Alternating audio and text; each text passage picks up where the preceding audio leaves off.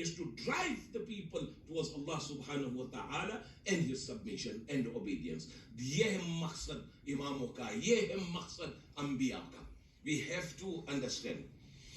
And then what happened when Isa ibn Maryam came and they found that now he was disturbing them in their zones of comfort. This is the same Bani Israel that turned against Isa. They were informed about the advent of the last prophet. The Jews prepared for the coming of Muhammad sallallahu alayhi wa alayhi.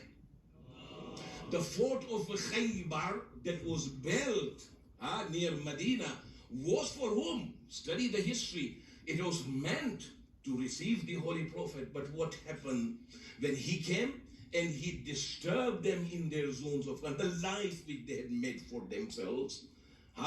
It made them upset. So what happened is that instead of accepting him, they fought against him. And this is what is going to happen. When the Imam emerges from his occultation, it will be a surprise for all of us. What we were thinking and what will happen. So what is going to become our stance at that time?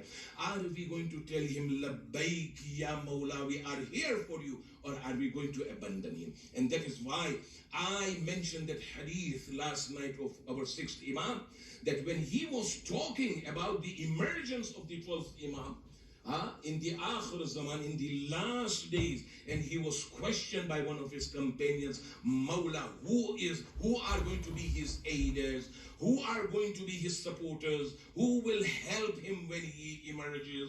Imam did not say, oh, the Shias are going to be in huge number. He would have said, Kaha hota Imam? But he said that they are still in the loins of kuffar. Kuffar ke sulb mein hai wo. So let us not live a life in a bubble and think that we are going to be there. And we have already started seeing the signs. We are literally moving towards Akhiruz Zaman. My brothers, my sisters, wake up. Wake up and see around you what is happening. Don't remain in your own lives, things that are happening. We have people in our society, in our community, who are now, forget about not accepting certain tenets of our madhab. They are all together living Islam and becoming atheists. It is happening in the West. It is happening in Europe. It is happening in Canada. It is happening in America. They are literally living and openly, they are committing those unlawful acts that have been condemned by Islam. Consumption of alcohol, neglection of their religious duties such as salat. And it is not happening privately. They are speaking about it openly because of the freedom of speech and practice in that country. You cannot say or do anything to anybody. So they come out. We don't believe. It's all, I should not be saying, but it is my habit to call a spade a spade. They call it rubbish. This is what is happening. It's already started.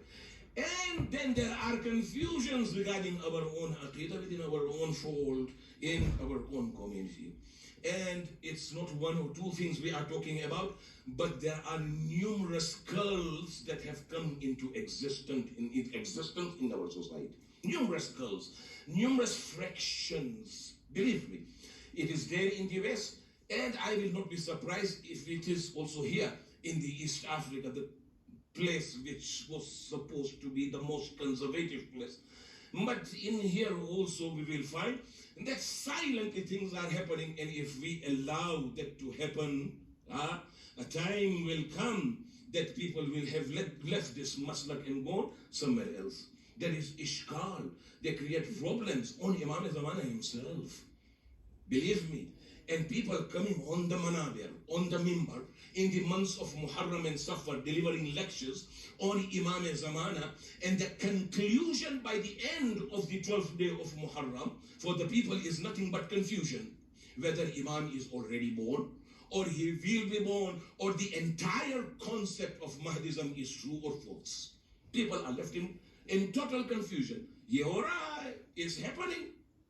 You find people, especially the youths, and those whom we call Kan Nakacha, Gujarati ma, I don't know if I'm right, Kan Nakacha, yeah, who just, sit and hear people either in barazas or in secluded places, talking about those things and getting affected.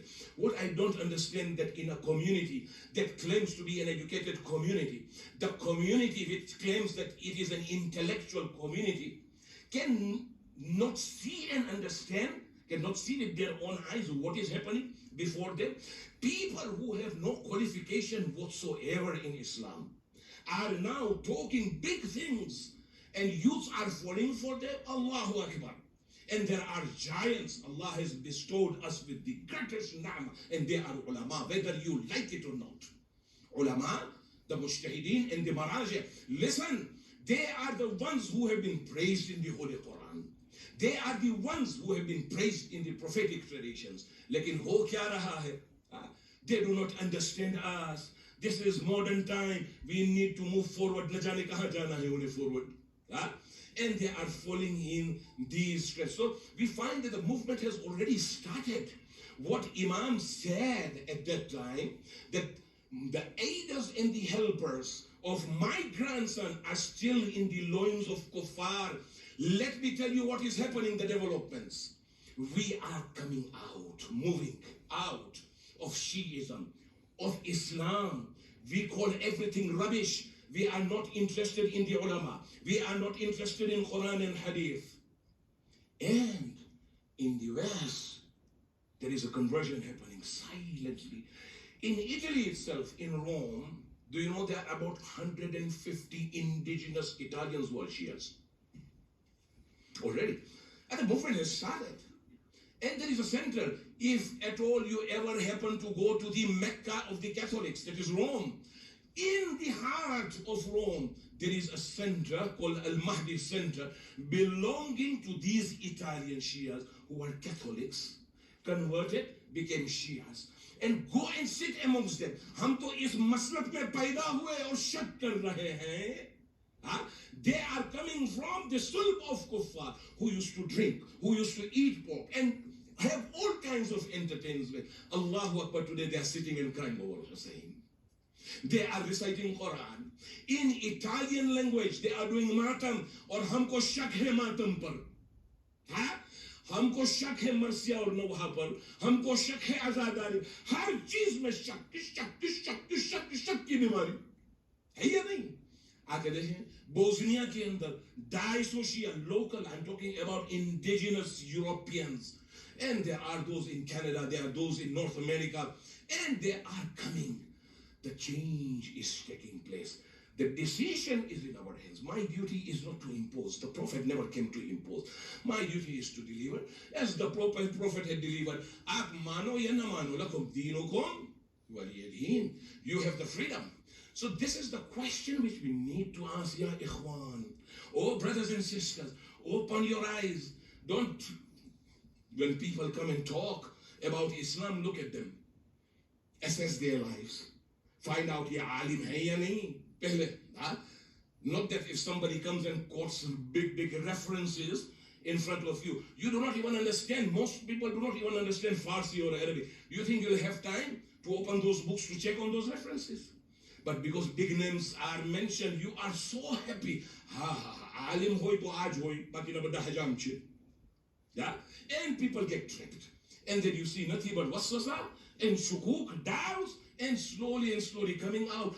And I'm not talking about Nairobi, I don't know anything, but I've seen in the West people coming out and talking against marja'iyyat. The words they use, ya ikhwan, the words they use against the ulama, in front of their children, and even the children have started talking against the ulama. I'm talking about small children. Now tell me, the maraja whom we are following, the marja whom we are following, may Allah protect and grant him with long life. And all the other maraja, tell me now, I'm putting this question to this Jamaat Nairobi. It's actually to the entire community who's listening to me. Tell me now, has ever any mujtahid, whether the one whom we are following or anybody we followed before or we may follow in the future, has called any one of you here, hello, Sheikh Mujahid, do my taqleed and send me your khums. है कोई यहाँ जो खड़े रह के मुझे कहे कि मुझे फोन आया था. I'm keeping quiet. Is there anybody who can claim? हाँ? उसने कहा था मेरी तकलीफ करो.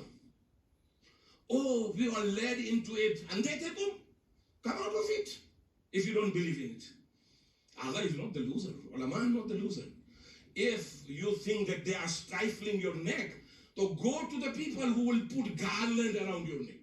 Oh, huh? Did they call you? What right do you have to speak things and nonsense just because you are referring to 3 books and giving reference? And the references they give, the reference they may have heard in social media, or they may have read some books. These ulama spent 80 years acquiring in-depth study of Quran and Hadith. जो हदीसें तुम बयान करते हो, क्या ये हदीसें उनके सामने पेश नहीं आई थी? You think they haven't come across this ahadith when they are giving their ruling? And you in 5 years become a mujtahid? And start talking against it. So this is the second question which we need to ask ourselves. Ya ikhwani, oh brothers and sisters, are we amongst those who will be with the Imam but abandon him? Marja'iyat, remember, the institution of marja'iyat is there in Shi'iyat to bring about a discipline and train us for the arrival of Hujjah. Remember this. मानना है तो मानो, नहीं खाना है तो अरबी, मानना हो तो अरबी में कहते ताकुल Asad. Go and eat honey. मगर हकीकत है. It is training us with values and disciplines. Whether we like it or not, the traditions are there. They are naib of our Imam. There's no doubt about it. So are we amongst the second category, or are we amongst the third category who are seriously in that state of what we call intizar, waiting for Imam? And waiting for Imam means there are responsibilities to be fulfilled, not only to recite Dua Hujjah or Dua Iftitah in the month of Ramadan, or to do, no, recite all this. It is part of our Aqidah, but there are responsibilities to become God-wary and God-conscious.